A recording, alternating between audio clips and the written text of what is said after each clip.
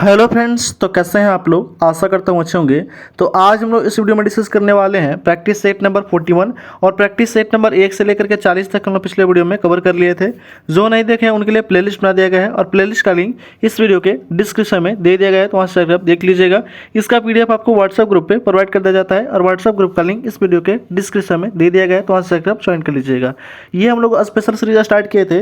एडिटोरिया का जो volume 2 book आया था 7500 प्लस का सामान्यदन बुक, ठीक है, उससे हम लोग स्टार्ट किए थे। और जितने भी कंपनी एग्जाम का भी तैयारी कर रहे हैं उनके लिए मोस्ट इंपॉर्टेंट सीरीज है। और एक प्रैक्टिस सेट में आपको मोस्ट इंपॉर्टेंट 50 जो है वो जीके जिसका क्वेश्चन कराया जाता है फुल डिस्कशन के साथ, ठीक है। तो कृपया अभी तक जो भी चैनल को सब्सक्राइब नहीं किया तो कृपया सब्सक्राइब कर दें, लाइक कर दें, बेल आइकन दबा दें और अलग अलग ऐसे रिलेटेड ग्रुप में शेयर कर दें। आते हैं हम लोग, देखते हैं प्रैक्टिस सेट नंबर 41 का first question. Practice set number 41 का फर्स्ट क्वेश्चन देखते हैं हम लोग। निम्नलिखित में से किस सिंधु घाटी स्थल पर हल की खोज संबंधित टेराकोटा की प्राकृतिक मिली है। तो टेराकोटा की प्राकृतिक मिली कहाँ से, तो बनवाली से मिला है। कहाँ से, बनवाली से। बनवाली है कहाँ पे, तो बनवाली है हरियाणा में, ठीक है, हरियाणा में है। और बनवाली का खोज क्या था 1973 में रविंद्र सिंह बिष्ट ने। कालीबंगा, कालीबंगा कहाँ पे है, तो यह आपका राजस्थान में, राजस्थान के हनुमानगढ़ जिले में स्थित है कालीबंगा। और इसका खोज 1952 में, ठीक है, अमल नंद घोष के द्वारा किया गया था। धौलावीरा कहाँ है, तो धौलावीरा गुजरात में है, ठीक है। और एकमात्र जो था ये यूनेस्को की सूची में शामिल किया गया है धौलावीरा को, कब, तो 2021 में। और ये कहाँ पे है, तो गुजरात में इसका खोज किया था 1967 से 68 में। कौन, तो जगपति जोशी ने। राखी गढ़ी, तो राखी गढ़ी जो है वो, ठीक है, ये कहाँ पे, तो हरियाणा में है, इस हरियाणा के हिसार जिले में स्थित है। और इसका खोज 1963 में कौन किया था, तो 1963 में जो है अमरेंद्र नाथ, ठीक है, अमरेंद्र नाथ घोष ने खोज किया था, ठीक है। और ये जो है सिंधु घाटी सभ्यता का भारत में सबसे बड़ा स्थल जो कौन है, तो राखी गढ़ी है। नेक्स्ट क्वेश्चन है, अगला प्रश्न दिया गया है कि अशोक के अधीन मौर्य राजतंत्र का सबसे सही वर्णन निम्नलिखित में से कौन सा होगा। तो सबसे सही वर्णन जो होगा वो केंद्रीकृत एकाधिपत्य होगा। ऑप्शन नंबर बी हो जाएगा राइट आंसर। नेक्स्ट क्वेश्चन है, अगला प्रश्न दिया गया है कि जहांगीरनामा में छोटा नागपुर राज्य के किस हाथी का उल्लेख किया गया है।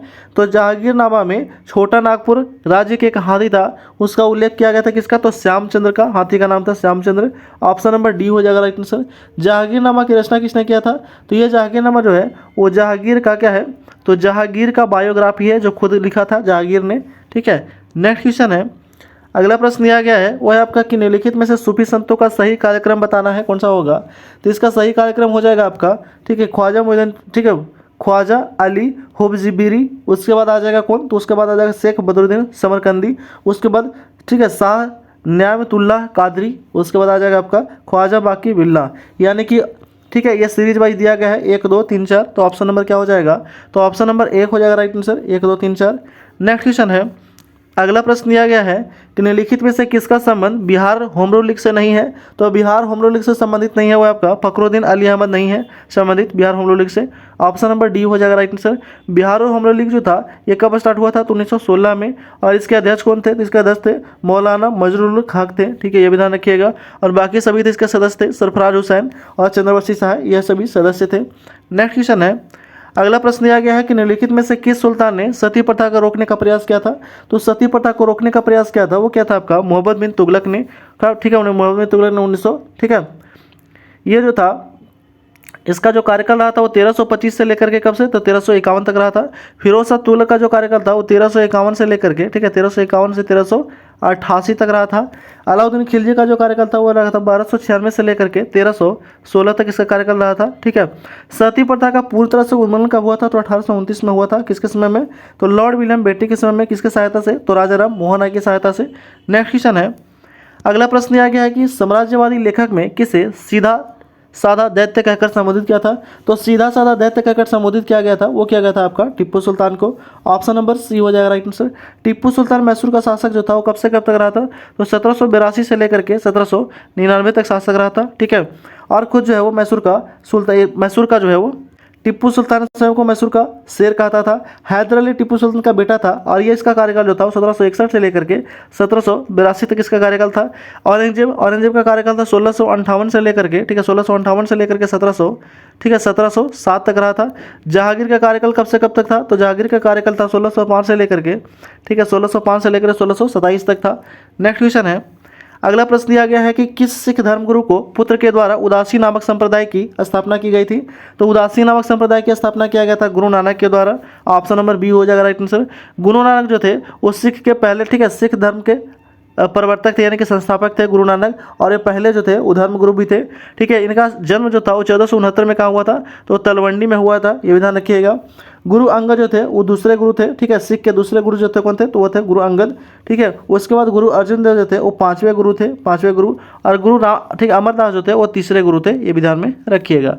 नेक्स्ट क्वेश्चन है, अगला प्रश्न दिया गया है कि निम्नलिखित में से किसने कहा था रैयतवाड़ी एक ऐसी व्यवस्था है जो भारत में हमेशा से प्रचलित रहेगी। किसने कहा था, तो ये कहा था आपका थॉमस मुनरो ने। ऑप्शन नंबर डी हो जाएगा राइट आंसर।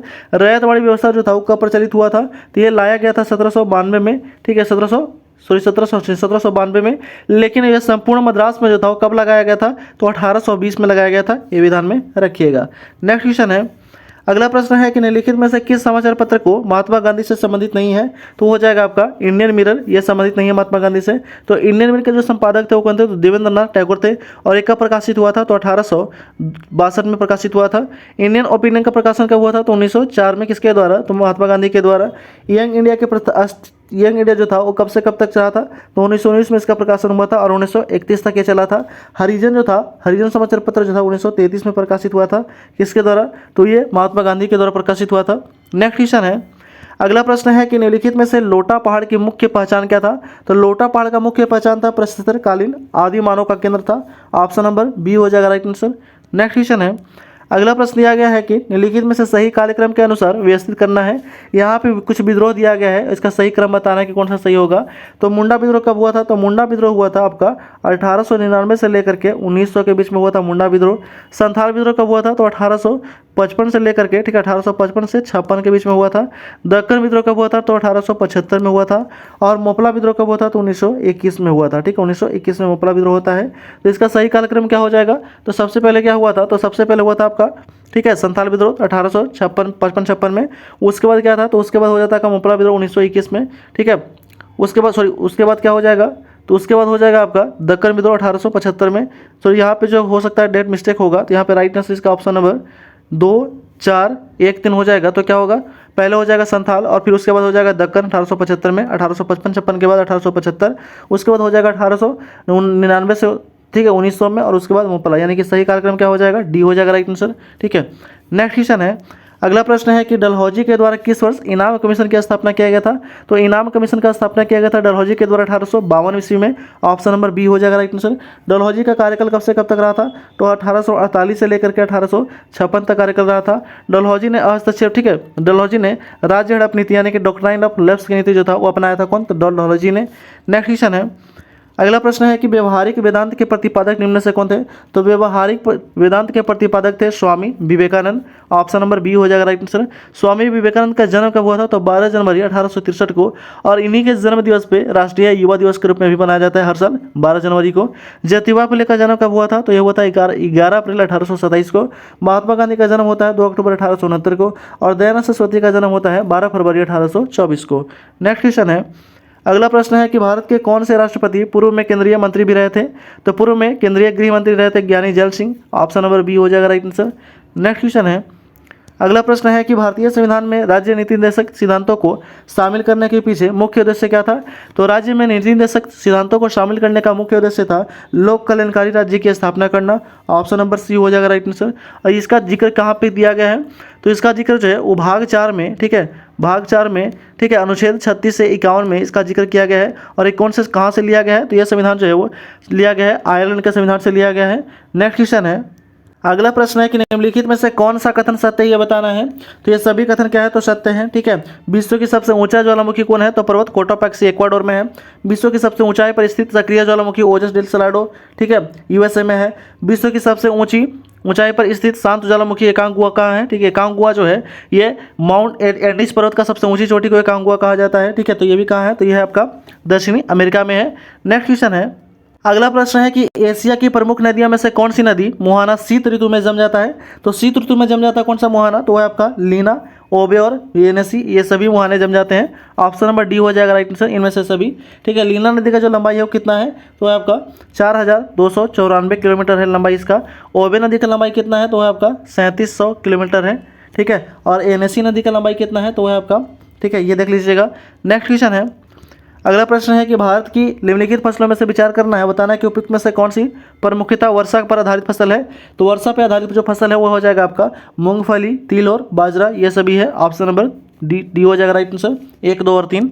नेक्स्ट क्वेश्चन है, अगला प्रश्न है कि डॉन बॉस्क क्षेत्र किसके लिए प्रसिद्ध है। तो डॉन बॉस्क क्षेत्र जो है यह प्रसिद्ध है, ठीक है, किसके लिए, तो कोयला के लिए प्रसिद्ध है। किसके लिए, तो कोयला के लिए प्रसिद्ध है। ऑप्शन नंबर ए हो जाएगा राइट आंसर। नेक्स्ट क्वेश्चन है, अगला प्रश्न है कि निम्नलिखित में से कौन सा कायांत्रिक सेल है। तो कायांत्रिक सेल जो है वह नीस है, नीस और सिस्ट है। ऑप्शन नंबर ए हो जाएगा राइट आंसर। नेक्स्ट क्वेश्चन है, अगला प्रश्न है कि गांव, शहर, राज्य, देशों एवं उनकी सीमाओं को दर्शाने वाले मानचित्र को क्या कहा जाता है। तो वो मानचित्र को राजनीतिक मानचित्र कहा जाता है, ठीक है। ऑप्शन नंबर बी हो जाएगा राइट आंसर। नेक्स्ट क्वेश्चन है, अगला प्रश्न है कि महासागर की भूप्रपट्टी में मुख्य रूप से किसकी बहुलता होती है। तो महासागर की भूप्रपट्टी में मुख्य रूप से जो बहुलता होती है वो होती है आपका सिलिका और मैग्नीशियम का। ऑप्शन नंबर डी हो जाएगा राइट आंसर, ए और बी दोनों। नेक्स्ट क्वेश्चन है, भारत में जलोढ़ मिट्टी लगभग कितने प्रतिशत भागों में पाया जाता है। तो भारत में जो जलोढ़ मिट्टी है वो सबसे ज़्यादा भागों में पाया जाता है, कितना परसेंट, तो 40% भागों में। ऑप्शन नंबर सी हो जाएगा राइट आंसर। नेक्स्ट क्वेश्चन है, अगला प्रश्न है कि निम्न में से किस बायोम को विश्व ब्रेड बास्केट कहा जाता है। तो विश्व, ठीक है, विश्व की ब्रेड बास्केट कहा जाता है किसको, तो वो कहा जाता है आपका मध्य अक्षांश घास स्थल को। ऑप्शन नंबर ए हो जाएगा राइट आंसर। नेक्स्ट क्वेश्चन है, अगला प्रश्न है कि रेडियो तरंग पर किसी सूचना के अध्यारोपण की प्रक्रिया का नाम क्या होता है। तो अध्यारोपण की प्रक्रिया का जो नाम होता है वो होता है आपका मॉड्यूलेशन होता है। ऑप्शन नंबर बी हो जाएगा राइट आंसर। नेक्स्ट क्वेश्चन है, अगला प्रश्न है कि पृथ्वी के गुरुत्वाकर्षण क्षेत्र की तीव्रता कहाँ अधिकतम होता है। तो अधिकतम होता है आपका ध्रुव पे होता है अधिकतम, और कम कहाँ पे होता है, तो विषुवत रेखा पे होता है कम। ऑप्शन नंबर डी हो जाएगा राइट आंसर। और केंद्र पे क्या होता है, तो केंद्र पे 0 हो जाता है। नेक्स्ट क्वेश्चन है, अगला प्रश्न दिया गया है कि आर्द्र वायु में ध्वनि का वेग शुष्क वायु की तुलना में अधिक होता है, क्योंकि आर्द्र वायु में क्या होता है, तो आर्द्र वायु में शुष्क वायु की तुलना में घनत्व कम होता है, इसलिए ऑप्शन नंबर बी हो जाएगा राइट आंसर। नेक्स्ट क्वेश्चन है, अगला प्रश्न है कि क्षारीय भूमियों को सुधारा जा सकता है किसके द्वारा। तो क्षारीय भूमि को सुधारा जा सकता है जिप्सम के प्रयोग के द्वारा, ठीक है, जिप्सम के प्रयोग के द्वारा। जिप्सम का फार्मूला क्या होता है, तो CaSO4 × 2H2O होता है जिप्सम का फार्मूला, ये भी ध्यान रखिएगा। नेक्स्ट क्वेश्चन है, अगला प्रश्न है कि निम्नलिखित में से किस धातु का गलनांक सबसे कम होता है। तो सबसे कम किस धातु का गलनांक होता है, तो पारा का होता है। ऑप्शन नंबर सी हो जाएगा राइट आंसर। नेक्स्ट क्वेश्चन है, अगला प्रश्न है कि वह वर्णक जो वनस्पति जो पराबैंगनी किरणों के दुष्प्रभाव से बचाता है वो कौन सा वर्णक है। तो है आपका कैरोटीनॉइड वर्णक है। ऑप्शन नंबर बी हो जाएगा राइट आंसर। नेक्स्ट क्वेश्चन है, अगला प्रश्न है क्वेश्चन नंबर 32 है, दिया गया है कि निम्न में से कौन सा विटामिन हमारी आंखों और त्वचा के लिए स्वास्थ्य के लिए उत्तरदायी है। तो हमारी आंख और त्वचा के लिए उत्तरदायी होगा विटामिन ए है। ऑप्शन नंबर ए हो जाएगा राइट आंसर। विटामिन ए का रासायनिक नाम है रेटिनॉल, विटामिन डी का रासायनिक नाम है कैल्सीफेरोल, विटामिन ई का रासायनिक नाम है टेकोफेरल और विटामिन सी का रासायनिक नाम है अस्कॉर्बिक एसिड है, यानी कि अस्कॉर्बिक अम्ल है। नेक्स्ट क्वेश्चन है, अगला प्रश्न है कि मानव शरीर में रक्त की अपर्याप्त आपूर्ति को क्या कहते हैं। तो रक्त के मानव शरीर में रक्त की जो कमी होता है उसी को कहा जाता है इस्कीमिया कहा जाता है, ठीक है, या एनीमिया भी कहते हैं। ऑप्शन नंबर ए हो जाएगा राइट आंसर। नेक्स्ट क्वेश्चन है, अगला प्रश्न है कि अवक्षेपण से संबंधित आइस क्रिस्टल सिद्धांत किसने प्रतिपादित किया था। तो आइस क्रिस्टल सिद्धांत जो था यह प्रतिपादित किया था बर्गरान ने, ठीक है, बर्गरान ने। ऑप्शन नंबर सी हो जाएगा राइट आंसर। नेक्स्ट क्वेश्चन है, अगला प्रश्न है कि भारत में आधुनिक ढंग से सीमेंट बनाने का पहला कारखाना कहाँ लगाया गया था। तो सीमेंट बनाने का पहला कारखाना लगाया गया था कहाँ पे, मद्रास में, ठीक है। कब लगाया गया था, तो 1904 में लगाया गया था, ये भी ध्यान रखिएगा। नेक्स्ट क्वेश्चन है, अगला प्रश्न है कि राष्ट्रीय युद्ध स्मारक कहाँ स्थित है जिसका उद्घाटन प्रधानमंत्री नरेंद्र मोदी के द्वारा किया गया था। तो ये स्थित है कहाँ पे, तो यह स्थित आपका नई दिल्ली में स्थित है। कहाँ पे, नई दिल्ली में। और इसका उद्घाटन कब हुआ था, ये कब बना था, तो ये बना था आपका 25 फरवरी 2019 को, ठीक है, 2019 को। नेक्स्ट क्वेश्चन है, अगला प्रश्न है कि चाय के नाम से किस नदी को जाना जाता है। तो चाय के नाम से, ठीक है, यह जाना जाता है शारदा नदी को। ऑप्शन नंबर डी हो जाएगा राइट आंसर। शारदा नदी का लंबाई कितना है, तो 350 किलोमीटर है। महानदी, ठीक है, महानंदा नदी का लंबाई कितना है, तो 900 किलोमीटर है। रामगंगा नदी का लंबाई कितना है, तो आपका 596 किलोमीटर है। और कामेग नदी का लंबाई कितना है, तो 264 किलोमीटर है। नेक्स्ट क्वेश्चन है, अगला प्रश्न है कि विश्व में सर्वप्रथम कागज़ कहाँ बनाया गया था। तो सबसे पहले विश्व में कागज़ बनाया गया था चाइना के द्वारा बनाया गया था। कब, तो ये बनाया गया था आपका 100 ईसा पूर्व के आसपास में बनाया गया था कागज़ का, ठीक है, कागज़ बनाया गया था। नेक्स्ट क्वेश्चन है, अगला प्रश्न है कि निम्नलिखित में से कौन सा युग्म सही सुमेलित नहीं है, ये बताना है। पहला यह दिया गया कि अंतर्राष्ट्रीय सशस्त्र वानिकी अनुसंधान केंद्र कहाँ है, तो नैरोबी में है, तो पहला सही है। दूसरा भारतीय वन प्रबंधन संस्थान भोपाल में है, तो ये भी सही है। तीसरा कि केंद्रीय स्वच्छ वानिकी अनुसंधान कहाँ पे है, तो बांदा में है, तो नहीं, ये कहाँ पे, तो झांसी में है, ठीक है, तो ये गलत है। टाटा ऊर्जा अनुसंधान कहाँ है, तो ये आपका नई दिल्ली में है, तो ये सही है बाकी, ठीक है, ऑप्शन नंबर 3 हो जाएगा राइट आंसर, गलत कथन चुनना था। नेक्स्ट क्वेश्चन है, अगला प्रश्न है कि सिद्ध धमाल नृत्य किस राज्य का प्रचलित नृत्य है, तो सिद्धि धमाल नृत्य जो है ये गुजरात राज्य में प्रचलित है, ऑप्शन नंबर ए हो जाएगा राइट आंसर। नागालैंड का जो प्रचलित है कौन है, तो आपका चंगसांग है, ठीक है, चंगसांग नृत्य है। लद्दाख में कौन सा प्रचलित है, तो आपका, ठीक है, सोडोल नृत्य है, ठीक है, सोडोल नृत्य जो है वो लद्दाख में प्रचलित है। और गोवा में कौन सा प्रचलित है, तो फुगड़ी है, ठीक है, फुगड़ी है, ढालो है, कुनबी है, ये सभी है। नेक्स्ट क्वेश्चन है, अगला प्रश्न है कि विश्व बांस दिवस प्रतिवर्ष कब मनाया जाता है, तो विश्व बांस दिवस प्रतिवर्ष मनाया जाता है 18 सितंबर को, ठीक है, ऑप्शन नंबर ए हो जाएगा राइट आंसर। 21 मार्च को मनाया जाता है अंतर्राष्ट्रीय वन दिवस, और 24 फरवरी को मनाया जाता है केंद्रीय उत्पाद शुल्क दिवस। नेक्स्ट क्वेश्चन है, अगला प्रश्न है कि वैधानिक तरलता अनुपात किस तरह की अधिकतम सीमा कितनी हो सकती है, तो वैधानिक तरलता अनुपात की अधिकतम सीमा जो होता है वो होता है आपका 40%, ऑप्शन नंबर सी हो जाएगा राइट आंसर। नेक्स्ट क्वेश्चन है, अगला प्रश्न दिया गया है सूची वन और सूची टू को सुमेलित करना, मिलान करना है, कौन सा सही होगा, तो यहाँ पे पूर्ण लाभ जो होगा ये किसने था, तो ये था एडम स्मिथ, ठीक है। बिग पिसू सिद्धांत किसने दिया था, तो ये दिया था आपका पॉल रोसेनस्टीन रोडन ने। निम्न स्तरीय जल का सिद्धांत किसने दिया था, तो ये दिया था आपका रिचर्ड आर नेल्सन ने। और संतुलित विकास का सिद्धांत दिया था रैगनर नर्कस ने। ऑप्शन नंबर क्या हो जाएगा, तो सी हो जाएगा राइट आंसर, ठीक है, 2, 1, 3, 4।